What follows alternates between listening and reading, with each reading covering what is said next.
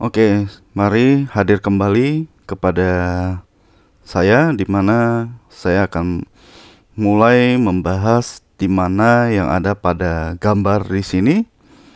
Ya, ini adalah tentang bagaimana terciptanya pelatihan-pelatihan yang pernah saya berikan kepada kalian. Ya, Bapak-bapak, ibu-ibu di sini ini akan saya jelaskan secara lebih rinci, secara sains, secara ilmu pengetahuan dan apa yang pernah saya temukan. Ya, ya berawal dari sini ya, dari misteri 1 ya. Di mana kita menghirup nafas dan keluar nafas ini normal ya, 50% 50%. Ini keluar masuknya oksigen dan kadar dioksigen.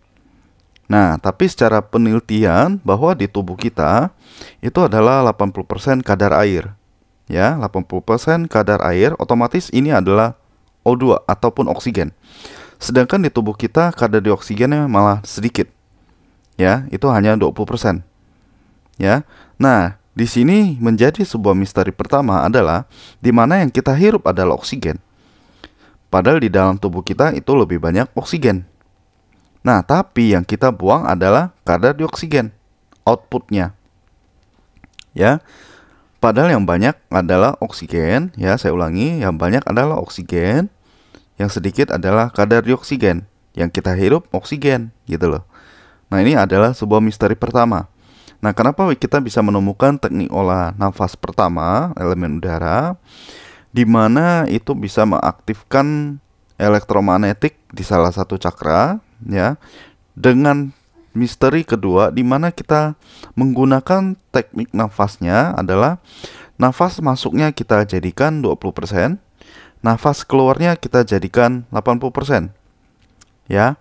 Nah, ini kita membalikan keadaan, membalikan situasi, membalikan proses dalam nafas ini, di mana yang tadi sebenarnya O2-nya kita sedikit, malah kita buang. Ya, padahal waktu kita buang prosesnya malah terbalik. Nah, ini misteri kedua, gitu loh. Di mana waktu kita buangnya banyak, malah si O2-nya meningkat menjadi 80%. O2-nya malah menurun. Padahal kita berusaha untuk buang nafas. Buangnya lebih banyak kan? Berarti oksigennya lebih sedikit tarik, kadar dioksigennya lebih banyak. Tapi yang terjadi dalam tubuh kita itu menjadi oksigennya sedikit, tapi kadar dioksigennya banyak. Di mana misteri kedua ini menjadi sebuah proses. Proses di mana kalau sampai nafas kita benar-benar sudah mencapai 80% keluar, 20% masuk.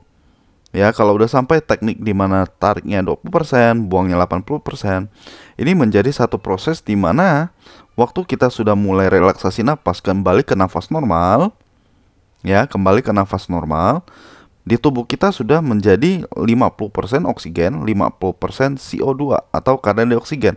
Nah, ini yang disebut kestabilan atau keharmonisan dalam tubuh. Nah, di mana waktu kita nafas seperti ini, teknik-teknik ada pada gambar ini, tetapi tetap ada satu cakra yang kita fokuskan ya, di mana dia sebagai filter.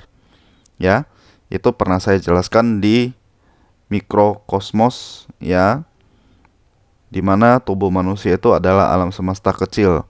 Atau nanti ada peta engine yang bisa teman-teman lihat di channel saya di halaman yang berikutnya itu ada ya. Itu bisa disimak kembali ya, bisa diulang kembali.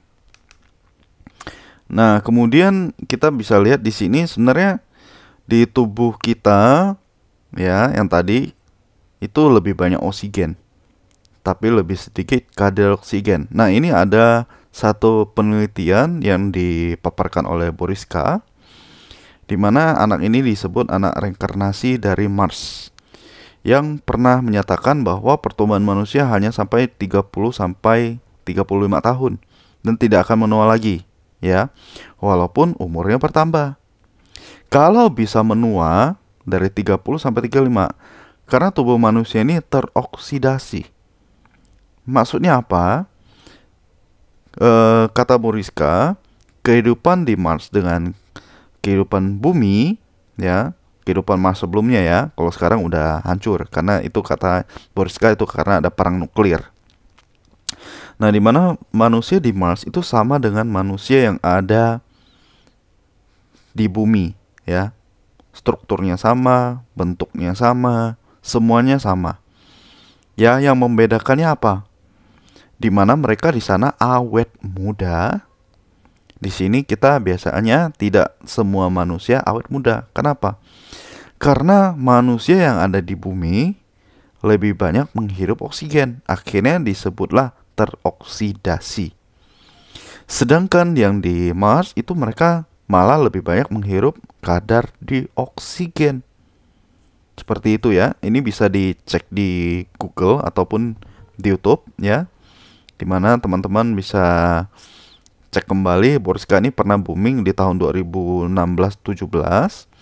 dimana Boriska ini juga pernah meramalkan beberapa hal ya secara sains juga, dan ini bisa dibilang ramalannya semuanya betul ya, lebih mengarah ke ancient teknologi atau pembangunan kuno ya, dimana terdapat ruang rahasia segala macam, dan Boriska membuat sebuah jawaban di mana bangunan ini di mana ada ini, di mana ada ininya, itu dan semua itu benar ya.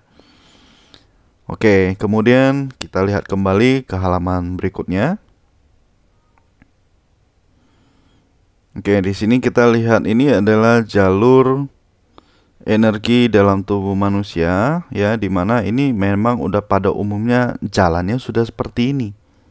Ya, kalau dalam teknik olah nafas itu nggak perlu visualisasi energi harus bagaimana, karena pada dasarnya dia sudah berjalan seperti itu. Seperti itunya bagaimana? Misalnya, mahkota ini kan ke tempat keluar masuknya energi ya. Jika kita masuknya dari mahkota, lewati jalur meridian Rhön.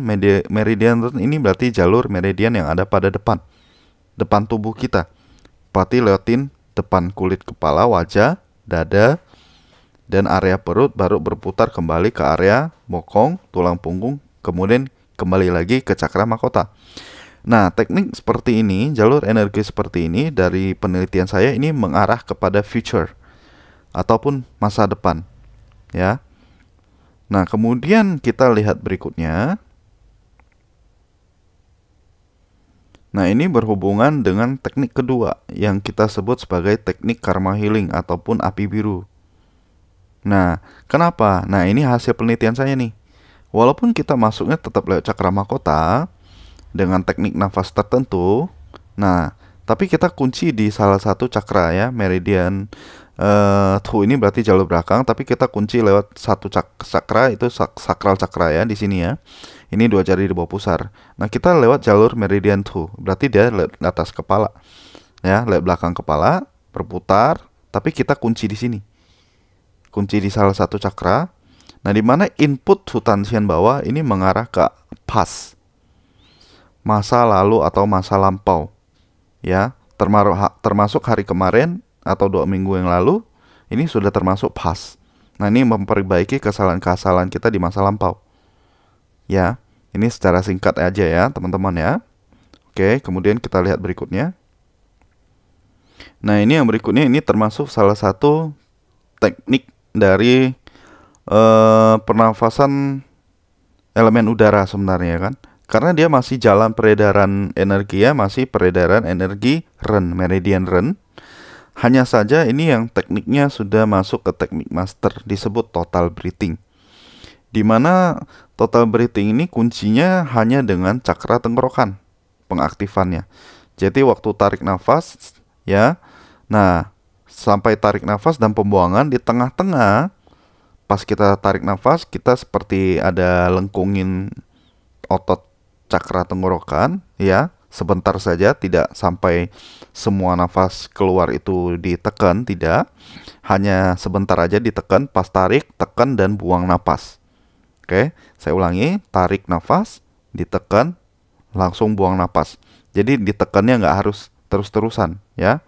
Nah, di mana teknik ini mengarah di mana semua medan elektromagnetik di dalam tubuh kita itu bisa aktif, bisa menyebar ke segala arah. Ya, di mana yang tadi nafas kita buangnya sedikit, maksudnya tariknya sedikit, buangnya banyak, ini malah mengarah ke elektromagnetik atau pengaktifan. Nah, sekarang untuk cakra tenggorokan atau total breathing ini adalah penguasaan ya teknik elektromagnetik yang ada dalam tubuh. Pertama kita aktifkan, di sini udah masuk pengontrolan. Oke, mungkin itu aja. Sekian dan terima kasih. Jika ada yang mau dibahas, ditambahkan atau di komen, silakan ya teman-teman. Kita saling belajar. Semoga apa yang saya berikan di sini bermanfaat dan bisa dapat menjadikan pencerahan untuk teman-teman yang masih bingung dalam hal energi dalam tubuh manusia. Oke, kita tunggu materi berikutnya. Sekian dan terima kasih. I'm an icon, man. I'm a girl about a 10. I should fuck her in a Benz.